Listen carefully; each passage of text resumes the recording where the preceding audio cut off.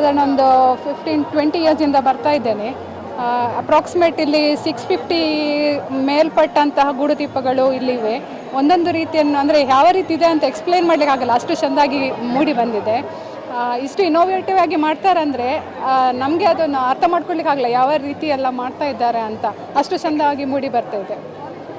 ಆಮೇಲೆ ಹೋದ 1-2 ವರ್ಷ ಮೇಲೆ ಮಾಡ್ತಿದ್ರು, ಇಲ್ಲಿ ಟೆಂಪಲ್ ಹೊರಗೆ ಮಾಡ್ತಾ ಇದ್ದಾರೆ. ಈಗ ಲೈಟಿಂಗ್ಸಲ್ಲಿ ತುಂಬ ಚೆಂದಾಗಿ ಕಾಣ್ತಾ ಇದೆ.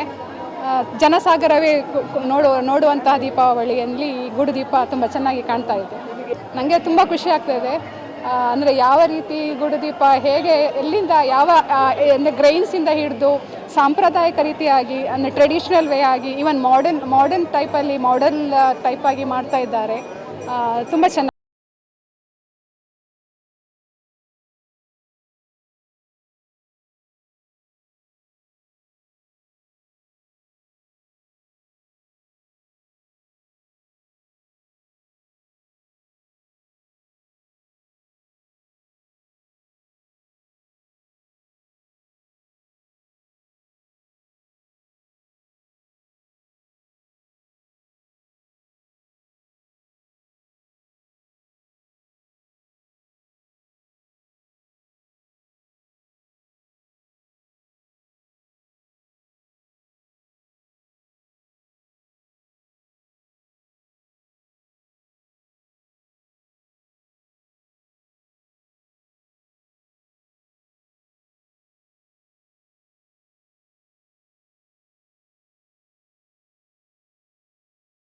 ನಾವು ಸಾಧಾರಣ 20 ವರ್ಷದಿಂದ ನಮ್ಮ ಕುಡ್ಲ ಗೂಡುದೀಪ ಅಂತ ನಾವು ಕುದ್ದೋಳಿ ಕ್ಷೇತ್ರದಲ್ಲಿ ಪಿ ಜನಾರ್ದನ್ ಪೂಜಾರಿ ಅವರ ಆಶೀರ್ವಾದನೇ ನಡೆಸ್ತಾ ಇದ್ದೇವೆ. ಸೊ ಇದು ಪ್ರತಿ ಪ್ರತಿ ವರ್ಷ ನಡೆಯುವ ಈ ಕಾಂಪಿಟಿಷನಲ್ಲಿ ವರ್ಷ ಹೋದಾಗೆ ದಿನಕ್ಕಿಂತ ದಿನ ಜಾಸ್ತಿ ಗೂಡುದೀಪಗಳು ಬರಲಿಕ್ಕೆ ಸ್ಟಾರ್ಟ್ ಆಗಿದೆ. ಸಾಧಾರಣ ನಾವು 27 ಗೂಡುದೀಪ ಬರುವ ಸಮಯ ಇತ್ತು ಒಂದು ಸಮಯ.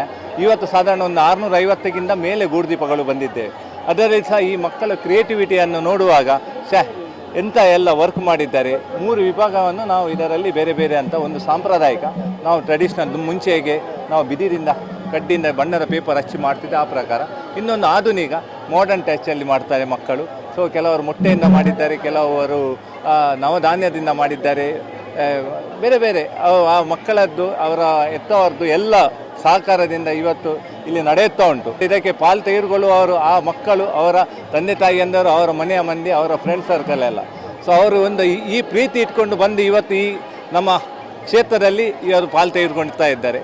ಆದ ಕಾರಣ ನಾವು ಅವರಿಗೆ ಏನು ಹೇಳಬೇಕಂತ ನಮಗೆ ಗೊತ್ತಿಲ್ಲ. ಯಾಕೆಂದರೆ ಅವರು ಅವರು ಒಂದು ವರ್ಷದಿಂದ ನೆಕ್ಸ್ಟ್ ಇಯರ್ ನಾವು ಏನನ್ನು ಹೊಸದನ್ನು ಮಾಡಬೇಕು ಆ ಕಲ್ಪನೆಯನ್ನು ಇಟ್ಕೊಂಡು ಅವ್ರು ಮಾಡ್ಕೊಂಡು ಇದ್ದಾರೆ.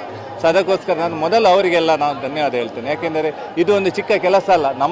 ನಾವು ಒಂದು 6 ಗಂಟೆದು ಕಾರ್ಯಕ್ರಮ, ಆದರೆ 6 ಗಂಟೆಗೆ ಅವರು ಇಡೀ ವರ್ಷ ಪೂರ್ತಿಯ ಈ ಕಾರ್ಯಕ್ರಮವನ್ನು ಮಾಡ್ತಾ ಇರ್ತಾರೆ.